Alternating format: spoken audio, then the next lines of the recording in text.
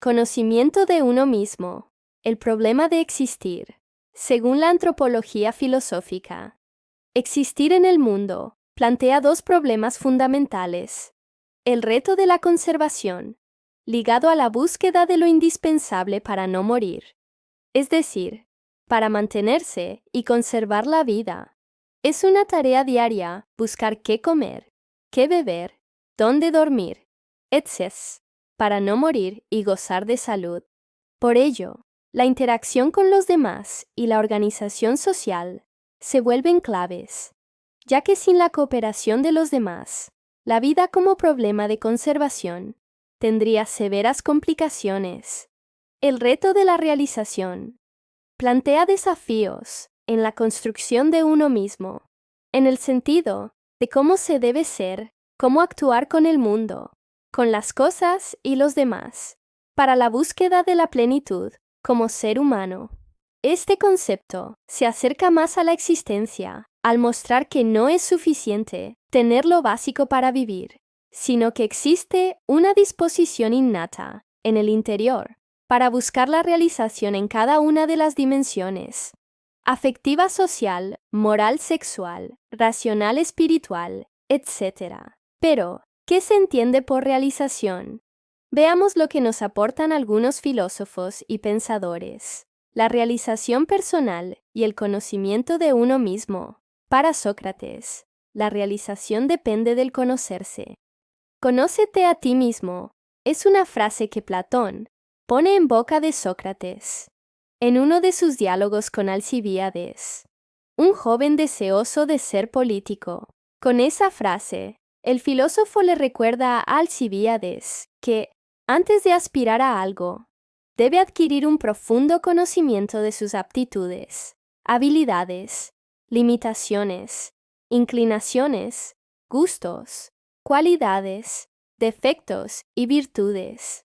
De esta manera, conocer y saber con lo que contamos en nuestra naturaleza se devela como el paso previo para asumir cualquier tarea, oficio o labor de importancia que conducirá a la realización y a la plenitud. En resumen, Sócrates alienta a los jóvenes a descubrir sus dones y aptitudes naturales y a dedicarse a cultivarlos para aspirar siempre a la excelencia, enraizados en el amor por la sabiduría.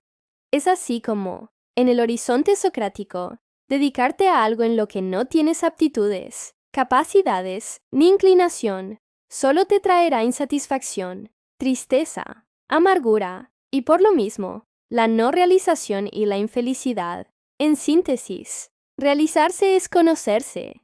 Conocerse es desarrollar cada una de las aptitudes naturales y, con ello, hallar un lugar en el mundo para ser feliz. Por su parte, Aristóteles menciona que el concepto de realización humana se asocia con la felicidad, por lo que la considera el objetivo principal al que todo ser humano debe de encaminarse. Pero, ¿qué es la felicidad?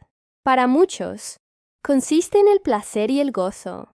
Sin embargo, una vida que se agota en esto convierte a los seres humanos en esclavos dominados por su instinto animal. Para otros, la felicidad es el honor. No obstante, este es algo extrínseco, que en gran medida depende de quien lo confiere. En cualquier caso, se debe de comprender que es más valioso aquello por lo cual se merece el honor, que el honor mismo, su resultado y consecuencia. Para otros más, la felicidad reside en acumular riquezas. Sin embargo, esta es la más absurda de las existencias. Es una vida contra natura, porque la riqueza solo es un medio para conseguir otras cosas y no sirve como fin en sí mismo. Ante todo ello, el bien supremo que conduce a la felicidad consiste en perfeccionarse en cuanto ser humano, que es la actividad que lo diferencia de todas las demás cosas. Para Aristóteles, la realización no debe consistir en solo vivir por vivir, sino que debe buscarse la autorrealización y con ello encontrar el sentido de la propia existencia, siempre apoyado en la razón, es decir, debe vivirse razonablemente, bajo la exigencia de una concordancia entre lo que se quiere y lo que se hace. Aquí radica el obstáculo principal, ya que las personas por naturaleza no se sienten conformes con lo que tienen, y casi siempre esa inconformidad se transforma en insatisfacción, en renuencia, y en muchas ocasiones no se ve como una oportunidad de mejora. Por tanto, solo es posible realizarse a plenitud cuando la razón hace viable o permite concordar el querer con el actuar. En otras palabras, vivir razonablemente lleva a la realización personal y a la felicidad. Cuidarse a uno mismo, achas, Epicuro y el cuidado de uno mismo, aponía y ataraxia. Este filósofo griego sostiene que la verdadera realización se da cuando el ser humano procura la permanente ausencia de dolor en el cuerpo, aponía, y la carencia de perturbación en el alma, ataraxia. Cuando decimos que el placer es el soberano bien, no hablamos de los placeres de los disipados, como pretenden algunos ignorantes, que nos atacan y desfiguran nuestro pensamiento. Hablamos de la ausencia de sufrimiento para el cuerpo y de la ausencia de inquietud para el alma, porque no son ni las borracheras, ni los banquetes continuos, ni el goce de los jóvenes o de las mujeres, ni los pescados y las carnes con que se colman las mesas suntuosas, los que proporcionan una vida feliz, sino la razón al buscar sin cesar los motivos legítimos de elección o de aversión y apartar las opiniones que pueden aportar al alma la mayor inquietud. Es decir, el elemento que debe regir nuestra vida no es el placer en cuanto tal, sino la razón, que juzga y discrimina, así como la sabiduría, que elige los placeres que no acarrean dolores y perturbaciones, mientras que descarta los goces que, a pesar de ser momentáneos, ocasionan dolores y perturbaciones posteriores. Para garantizar el logro de la aponía y la ataraxia, Epicuro distinguió entre los siguientes placeres: placeres naturales y necesarios. Epicuro solo enumera aquellos que están íntimamente ligados con la conservación de la vida del individuo. Son estos los únicos verdaderamente provechosos, en la medida en que eliminan los dolores del cuerpo. Por ejemplo, comer cuando se tiene hambre, beber cuando se tiene sed, reposar cuando se está fatigado, y así sucesivamente. De este grupo se excluye el deseo y el placer del amor, porque lo considera una fuente de perturbación. Placeres naturales, pero no necesarios, es decir, los deseos y placeres que constituyen las variaciones superfluas de los placeres naturales.